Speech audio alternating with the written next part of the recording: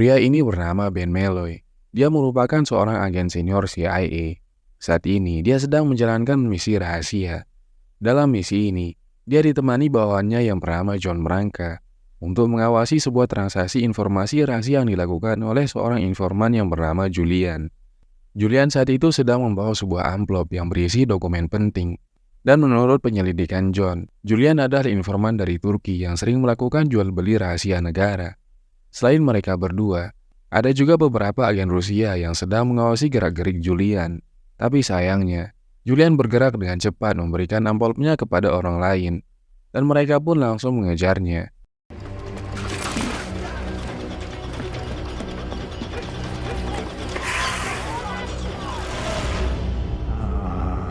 Setelah Julian kabur, Ben menemui agen Rusia yang bernama Geni. Ternyata, dulu Ben dan Geni pernah bekerja sama di 20 tahun yang lalu. Setelah bertemu, Ben pergi karena dia akan merayakan hari pernikahan bersama istrinya. Mendengar itu, Geni memberikan selamat untuknya. Tapi di waktu yang sama, dia juga merasa sedih dan kembali teringat dengan istrinya yang telah meninggal dunia. Sebagai seorang teman dekat, Ben berusaha menenangkannya. Dia juga merayakan agar Geni mau menikah lagi. Malamnya, Ben pergi ke hotel untuk menemui istrinya yang bernama Farah. Rencananya, mereka akan pindah ke tempat lain, karena mereka tidak suka dengan makanan yang ada di hotel ini. Namun, saat mereka akan pergi, tiba-tiba terjadi ledakan.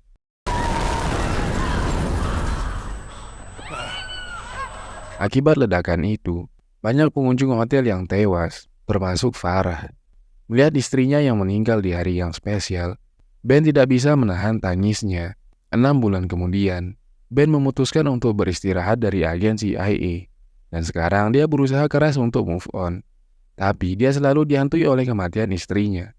Bahkan saat dia belanja, bayang-bayang Farah terus menghantui pikirannya. Saat ini, keluarga yang dimiliki Ben hanyalah anaknya yang bernama Nick. Namun saat ini, anaknya itu sedang berada di Eropa. Oleh karena itu, sekarang, Ben merasa sangat kesepian. Di sisi lain, ternyata Nick tidak berada di Eropa, melainkan dia sedang liburan bersama pacarnya di Kroasia. Nick juga terlihat tidak terlalu peduli dengan ayahnya semenjak ibunya meninggal. Keesokan harinya, Ben berkunjung ke makam istrinya untuk mengenang dan mendoakan agar istrinya bisa tenang di surga. Kemudian dia dan pengacaranya pergi ke kantor CIA untuk membicarakan kematian istrinya. Dan ternyata Farah juga adalah seorang agen CIA sama seperti Ben. Jadi kemungkinan besar kematiannya berhubungan dengan misi yang dijalankan pada waktu itu. Di tengah perbincangan, seorang agen yang ada di sana menunjukkan sebuah foto agen Rusia yang bernama Karon. Dia adalah agen pembunuh yang telah membantai puluhan agen NATO demi mengumpulkan informasi penting dari negara yang tergabung di dalamnya. Menurut CIA, Farah telah berkhianat dan bekerja sama dengan si Karon. Mendengar itu, Ben pun marah, karena dia tahu kalau istrinya adalah orang yang sangat setia kepada negaranya. Ben kemudian bertemu dengan deputi CIA yang bernama William. Di sini dia menjamin bahwa CIA pasti akan membantu Ben dalam kasus kematian istrinya. Selain itu, dia juga menyarankan agar Ben mendaftarkan anaknya ke CIA. Sebab anaknya itu sangat ahli dalam bidang ilmu teknologi. Namun, Ben tidak mau membahayakan nyawa anak satu-satunya. Di sisi lain, pengacaranya curiga kalau Farah dibunuh oleh pihak CIA. Karena dari gelagatnya, para agen CIA seperti sedang merahasiakan sesuatu. Mendengar kata-kata barusan, Ben tidak mau menuduh sebelum ada buktinya. Sepulangnya dari markas CIA, dia kembali menyelidiki kasus-kasus yang kemungkinan memiliki hubungan dengan kematian istrinya. Tapi dari semua kasus yang terjadi, tidak ada satupun petunjuk yang jelas. Di titik ini, dia mulai merasa kalau kematian istrinya memang kecelakaan dan sudah takdir. Keesokan harinya, Ben kembali mendatangi kantor CIA dan bertemu dengan mantan asisten Farah. Agen tersebut membantunya dalam mencari petunjuk tentang orang-orang yang berhubungan dengan Farah selama menjadi agen CIA.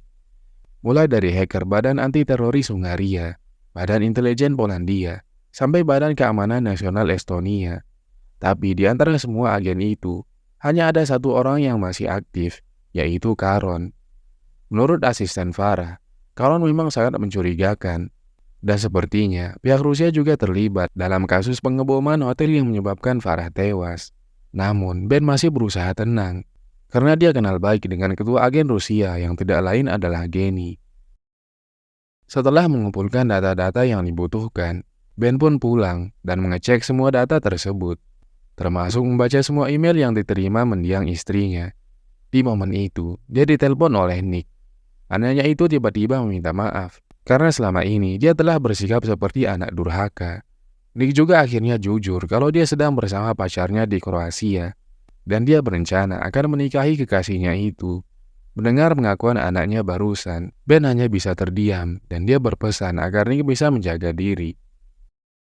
Di malamnya, Ben kembali mengingat mendiang istrinya. Sebulan sebelum kematiannya, Farah pernah memberi hadiah sebuah kalung agar Ben selalu mengingatnya. Di momen itu, Ben bertingkah sedikit aneh, seakan-akan dia sudah tahu kalau dia akan meninggal dalam waktu dekat. Bought these as a gift for my grandmother. I want you to keep it close to your heart, Ben. That way. Setelah mengingat momen-momen itu, Ben tiba-tiba berpikir untuk pergi ke kota Budapest yang merupakan tempat kematian Farah. Sesampainya di sana, dia langsung menghubungi John yang merupakan mantan bawahannya. Mereka berdua akan bertemu di sebuah restoran. Singkat cerita, mereka akhirnya bertemu. Di sana, John juga turut berduka cita atas kematian Farah. Dia juga meminta maaf karena tidak bisa datang ke pemakamannya. Di momen itu, Ben mengatakan kalau istrinya kemungkinan dibunuh oleh pihak tertentu.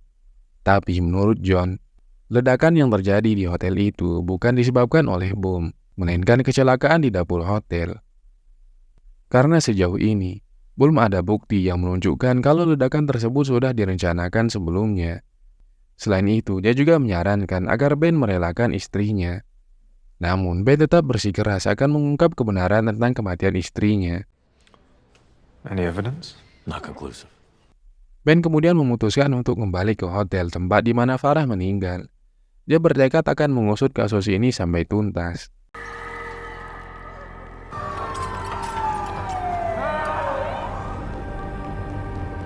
Setelah itu, Ben pergi ke markas rahasia CIA di kota itu, yang menjadi base camp istrinya setiap kali menjalankan misi di Eropa. Di sana, atasan Farah mengatakan kalau Farah menggunakan cincin kawin palsu di hari kematiannya, karena dia baru saja menyelesaikan sebuah misi rahasia. Ternyata cincin itu berisi nanoteknologi dan GPS. Menurut penyelidikan dari divisi rahasia CIA, GPS itu telah diretas oleh pelaku pengeboman, dan ternyata orang yang meretas benda itu adalah Geni.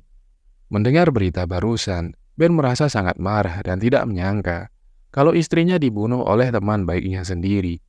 Sebelum dia pergi menemui Geni, atasan Farah memberikan barang-barang peninggalan istrinya yang kemungkinan bisa membantu penyelidikan. Tidak butuh waktu lama, Ben berhasil melacak keberadaan Geni yang ternyata sedang berada di sebuah pesta. Melihat kedatangan Ben, Geni terkejut. Di sana, Ben langsung menanyakan tentang kematian istrinya. Geni yang mendengar itu pun merasa dituduh sebagai pembunuh. Dia lalu menyuruh bawahannya untuk mengusir Ben saat itu juga.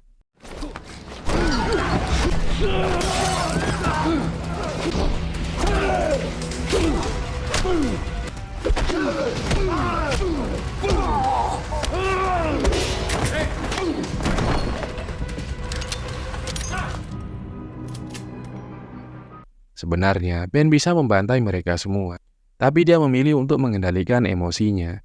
Di saat dia akan mengancam Geni, salah satu agen Rusia muncul dari belakang. Tidak lama kemudian, Ben tersadar dalam kondisi telah terikat.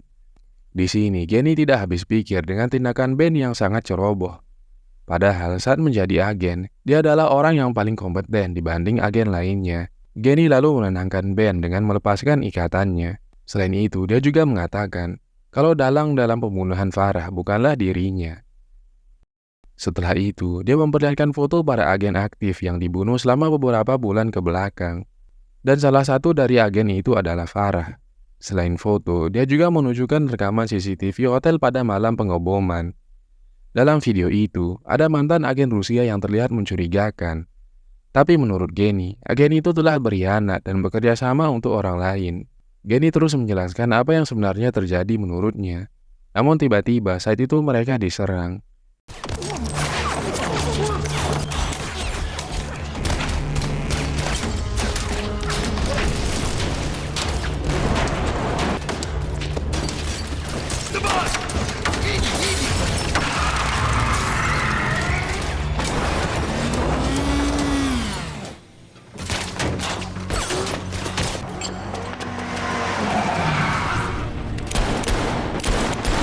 Beruntung John berhasil membantunya keluar dari sana.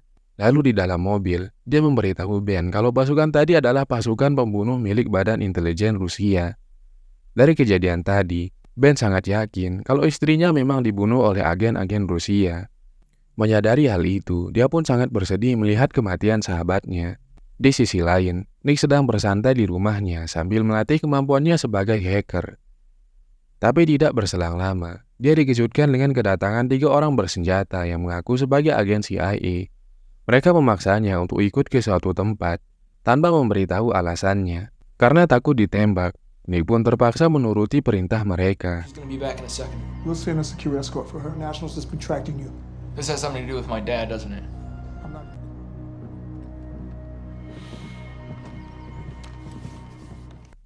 Di perjalanan, salah satu agen menjelaskan kalau Ben dan keluarganya sedang diincar oleh agen Rusia. Oleh karena itu, CIA mengutus mereka untuk melindungi Nick. Tidak lama kemudian, mereka sampai di sebuah bangunan kosong yang diketahui sebagai rumah aman milik CIA. Tapi entah kenapa, Nick merasa ada yang janggal dengan gerak-gerik para agen. Apalagi mereka tidak mau mengatakan di mana ayahnya sekarang. Karena takut dijebak, dia pun memilih untuk melarikan diri. I don't want to kill you, Nick. Sialnya, para agen itu jauh lebih kuat. Akhirnya, dia pun tertangkap dengan sangat mudah. Di sisi lain, John mengajak Ben ke sebuah kapal yang merupakan tempat persembunyiannya selama ini. Sambil berlayar, John memberitahu hasil penyelidikan dari timnya mengenai pasukan yang menghabisi Genny dan yang lainnya. Dan ternyata mereka bukanlah agen Rusia, tapi mereka adalah pembunuh bayaran yang disewa oleh perusahaan yang bernama Wagner Group. Perusahaan itu sedang mengincar sebuah informasi rahasia yang sebelumnya disembunyikan oleh Farah. Dari penjelasan itu, Ben akhirnya paham kenapa istrinya dibunuh. John lalu mengajaknya ke sebuah ruangan untuk menunjukkan sesuatu. Namun, sesampainya di sana, mereka tiba-tiba ditodong. Ternyata salah satu dari mereka adalah Caron. Melihat itu, Ben tidak menyangka kalau John telah mengkhianatinya. Tidak hanya itu, di sini juga terungkap kalau dia adalah dalang di balik pembunuhan Farah dan orang-orang lainnya. John mengirim 3 agen untuk menangkap Nick. Padahal CIA selama ini sangat yakin kalau dalangnya adalah Caron. John lalu menyuruh Caron untuk mengikat Ben. Sambil disiksa, Ben diinterogasi tentang data rahasia yang disembunyikan oleh istrinya. Namun Ben tidak mau mengatakan apa-apa.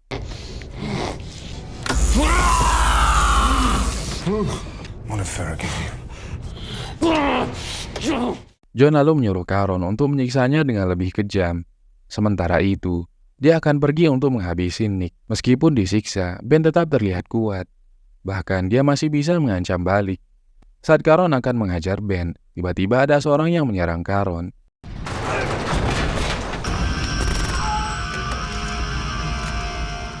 Orang itu bernama Christina. Dia adalah musuh dari para pembunuh Farah. Akan tetapi, dia tidak mengatakan dari mana asalnya. Christina langsung melepaskan ikatan Ben, kemudian kabur sambil menghabisi para penjaga kapal.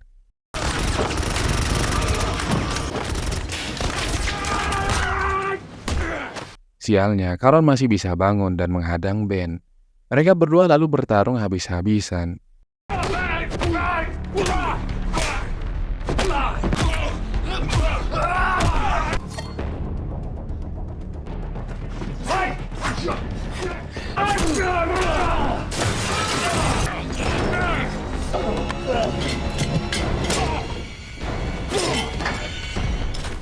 Setelah membunuh Caron, Ben dan Christina pergi dari sana.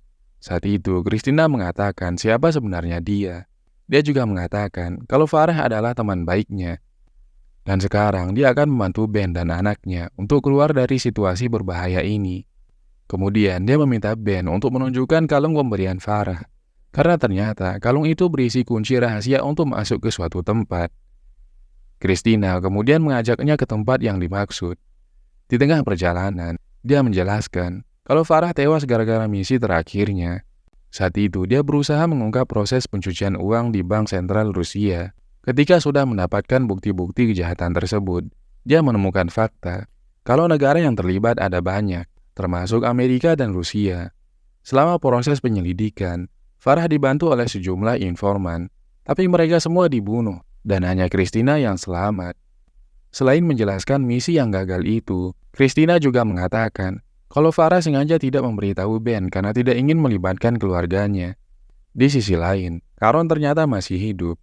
Dan sebelum membalas Ben, dia mendatangi Nick dan memberitahu kalau dia adalah salah satu orang yang telah membunuh ibunya. Mendengar kata-kata barusan, Nick pun marah dan ingin membalaskan dendam. You're not gonna get away with it. What was it she left for you and your father? Sementara itu, Ben dan Christina tiba di sebuah apartemen rahasia. Ben lalu membuka salah satu ruangan dengan kalung miliknya. Di dalam sana, Ben menemukan foto Christina dan Farah. Ternyata sebelum bertemu dengan Ben, Farah pernah menjadi tahanan militer Polandia bersama Christina. Waktu itu, Farah baru saja menjalankan misi pertamanya di CIA. Sedangkan Christina adalah agen baru di Badan Intelijen Polandia. Sejak kejadian itu, Farah diam-diam menjalin pertemanan dengannya hingga menjadi agen ganda. Mendengar penjelasan Christina barusan, Ben terkejut. Di waktu yang bersamaan, dia merasa bersalah karena membiarkan istrinya menanggung beban yang sangat berat. Tak berselang lama, dia menemukan sebuah laptop yang berisi bukti kejahatan John, Caron termasuk perusahaan Wagner Group.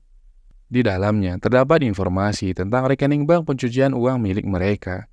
Dan yang lebih parahnya lagi, ternyata William juga terlibat dalam kejahatan ini.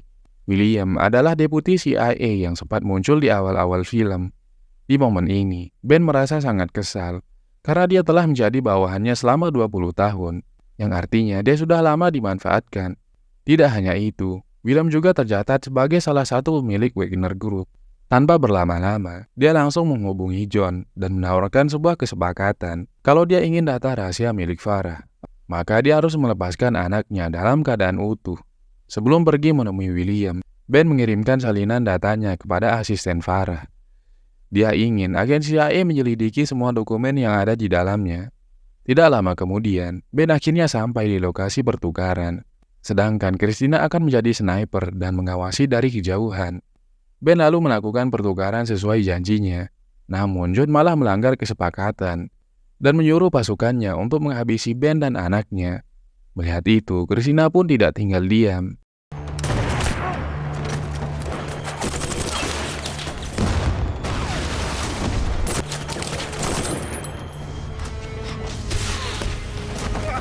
Di saat John kehabisan amunisi, Ben menggunakan kesempatan itu untuk kembali mengambil laptop milik Farah dan pergi bersama Nick. John dan Caron langsung mengejar mereka berdua.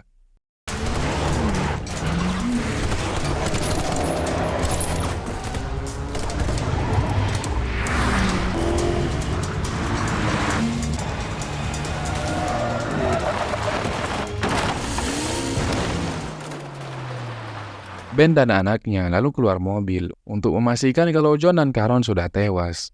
Setelah itu, mereka berdua pergi untuk menjemput Christina. Tapi di sana, mereka malah dihadang oleh John yang masih hidup. Mau tidak mau, Ben harus menghabisinya saat itu juga.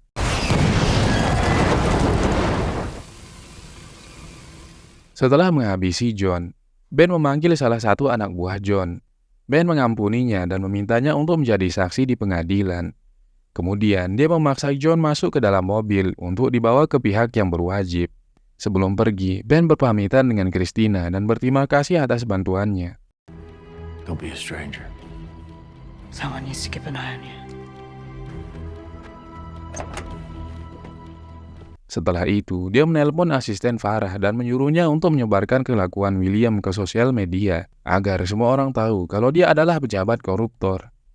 Keesokan harinya, kabar tersebut viral di mana-mana, dan pada akhirnya, semua orang tahu kalau dia adalah sosok di balik Wagner Group yang menyewa pembunuh bayaran untuk membunuh agennya sendiri.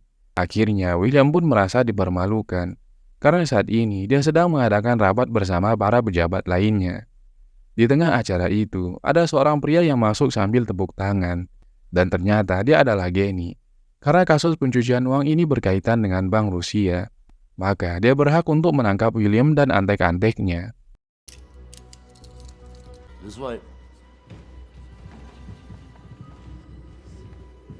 Setelah kejadian itu, Ben merasa lega setelah William ditangkap dan dimasukkan ke dalam penjara internasional. Di akhir film, Ben dihampiri oleh Nick dan pacarnya yang meminta restu untuk menikah. Sebagai orang tua, Ben tidak mau mengecewakan anaknya dan dia langsung merestui mereka berdua untuk menikah. Selain itu, Ben juga sangat senang karena dia baru saja diangkat menjadi kepala operasi intelijen dan dia akan bertugas di Perancis.